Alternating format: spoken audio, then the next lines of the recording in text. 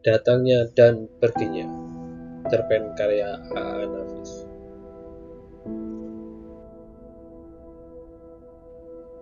Sekarang kau datang kemari hanya untuk merusak. Kau tahu aku akan datang? Tahu, tapi aku selalu berusaha supaya kau tak jadi datang. Tapi aku tak bisa mencegahmu datang. Mengapa kau mencegahku?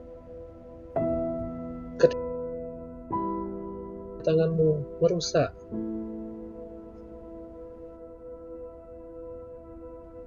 Tapi aku sudah tobat. Aku sudah lama menyediakan hidupku untuk kebaikan. Aku sudah lama mengerti apa gunanya dan bagaimana orang harus hidup. Tapi kedatanganmu kemari tetap membawa dosa. Membawa dosa? Kenapa dosa aku bawa? Bukankah aku diminta datang kemari untuk... Ia terhenti sejenak, namun kemudian disambung lagi. Maksudku, aku datang untuk meminta maaf anakku, demi kebahagiaan anakku dengan istrinya.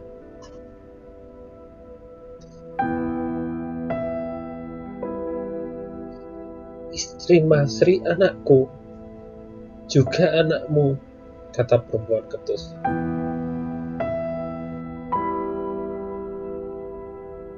Iya, kata laki-laki itu terpekik dalam suaranya yang parau, dan tiba-tiba tubuhnya gemetar. Kemudian layu terkulai ia di sandaran kursi. Tak dapat ia berkata sepatah pun lagi. Pikiran dan perasaannya menampak bayangan kacau yang bertelau-telau tiada berbentuk apapun, memenuhi segala ruang. Lama sekali begitu, dan ketika sadar pada dirinya lagi, ia tak berani menyalangkan matanya untuk melihat kenyataan di sekitarnya. Ia mau mencoba berpikir dan menimbang-nimbang segala yang terjadi dan teralami oleh dirinya sendiri.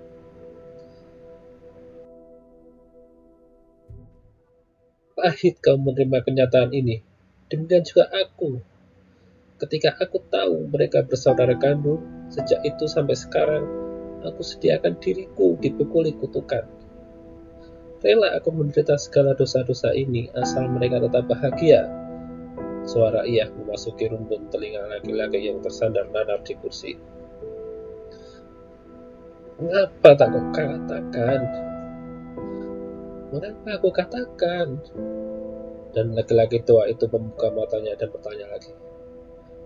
Bukankah itu dosa? Benar, bagi siapa yang tahu?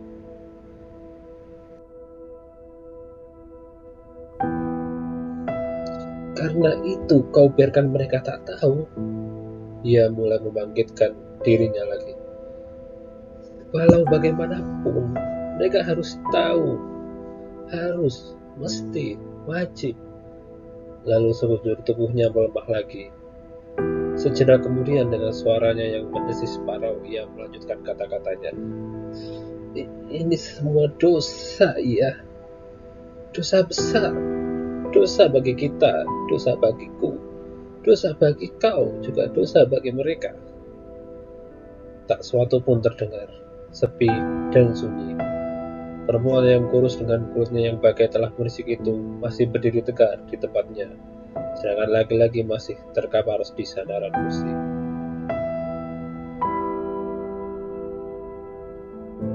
Aku harus memberitahu mereka. Setelah itu mereka harus bercerai. Ini mesti, kalau selama ini aku telah mendapat keridhaan Tuhan, kenapa pula harus kukotori di akhir hidupku? Maka itu mesti aku katakan kepada mereka, kata laki-laki tua itu sambil memicingkan matanya terus seolah enggan melihat segala kenyataan yang ada.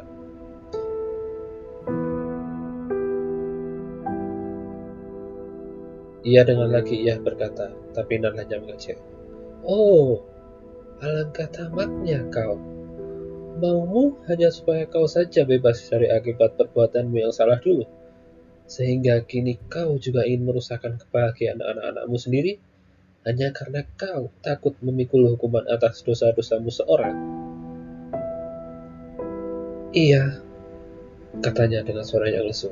Biarkan mereka berbahagia dalam ketidaktahuannya, kata perempuan itu menegaskan.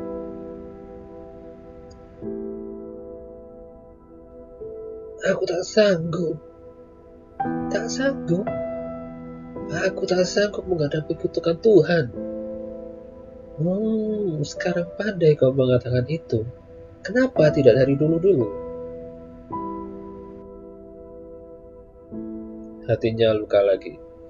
Luka oleh ejekan, iya. Tapi ia tahu, ia yang salah, maka ia diam saja.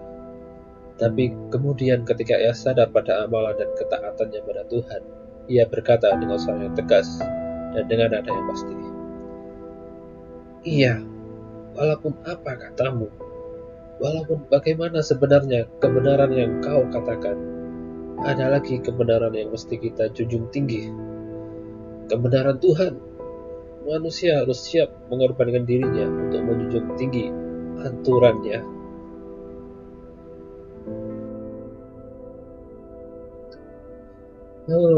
Sekarang kau baru pandai berkata tentang kebenaran Tuhan. Kenapa? Karena kau hendak menyembunyikan kesalahan perbuatanmu semata? Karena kau hendak mengelakkan akibat perbuatanmu yang salah dulu?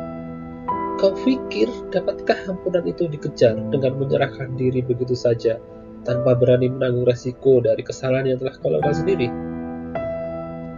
Walau bagaimanapun, mesti kukatakan pada mereka bahwa mereka bersaudara kandung. Demi menjunjung perintah Tuhan. Ya, demi menjunjung perintah Tuhan yang kusembah siang malam. Meski akan merobohkan kebahagiaan hidup manusia lain, itu tak soal karena manusia itu berakal dan harus beriman. Omong kosong. Akal kau, iman kau, hanya suatu ucapan pelarian dari kata-kata pada pembalasan atas kesalahanmu. Kau murtad ya, lebih baik dari orang sepengecut kau.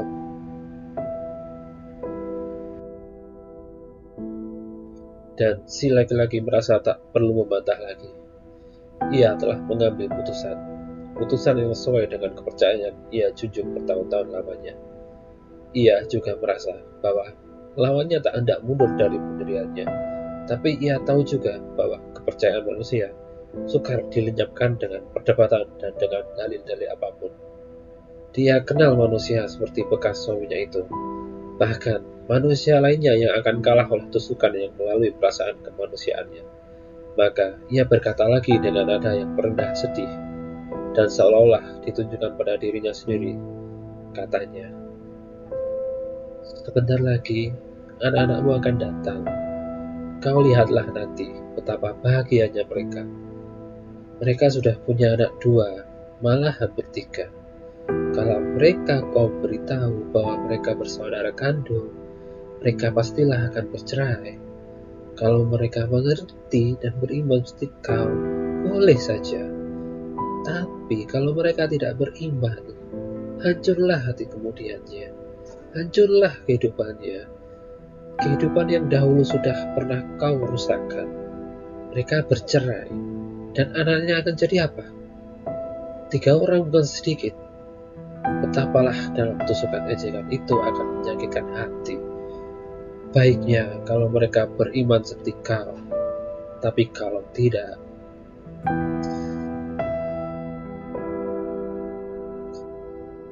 Ia berbicara lama sekali, pelan-pelan dan dengan suara yang lunak, tapi seduh. Dan selama itu pula tanpa disadari, laki-laki itu, bangunan pendiranya telah dikorek-korek. Aku tahu, kata ia seterusnya, bahwa adalah dosa besar kalau membiarkan mereka tidak tahu bahwa mereka saudara kandung. Tapi, aku dari semula sudah salah. Aku kasih mengetahui hubungan darah mereka. Dalam hal ini, mereka tidak salah. Dan selagi aku tidak mengatakan sesuatu, aku ditindih perasaan berdosa sepanjang waktu. Tapi aku tahan tindakan itu bertahun-tahun lamanya. Sampai sekarang, kurangkah imanku kalau dosaku adalah dosaku, dan dosaku itu tak akan kubagi-bagikan ke orang lain, apalagi kepada anak-anakku. Dosaku tak akan kupupus kalau karenanya mereka akan hancur hati dan kehidupannya. Kau sebagai laki-laki tak pernah merasakan pahitnya hidup bercerai dari suami. Aku merasakan itu. Dan aku tak rela kalau Arni akan menelan kepahitan seperti yang kutelan dulu. Tapi suara Iyah tak tetap lagi, sudah serak dan terputus-putus. Dia lalu menangis terseduh-seduh.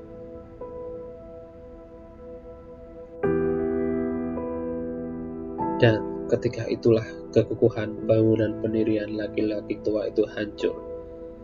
Berderai-derai, dia kalah oleh perasaan kemanusiaannya yang bertentangan dengan keimanan kepada Tuhannya. Diambilnya bungkusan kainnya, lalu ia melangkah ke pintu, dan sebelum pintu ditutupnya, berkatalah ia dengan sayu, "Iya, sebaiknya aku tak kemari.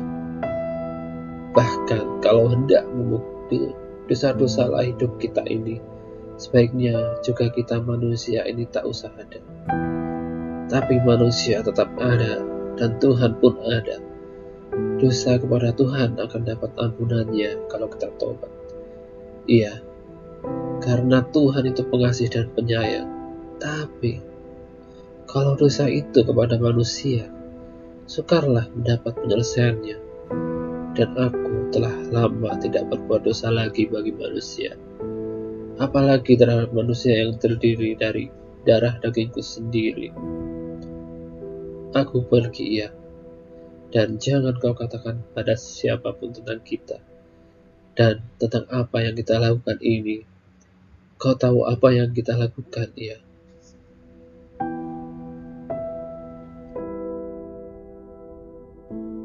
Perempuan itu mengangguk. Lalu pintu itu tertutup lambat-lambat, dan laki-laki itu melangkah dengan tenang ke muka, tapi kepalanya terpekur sebagai orang kalah. Dan ia tinggal dengan perasaan yang juga pergi dan menghilang jauh mendengar pintu yang telah tertutup karena menuruti bekas suaminya, Ayah Masri, dan juga Ayah Ardi.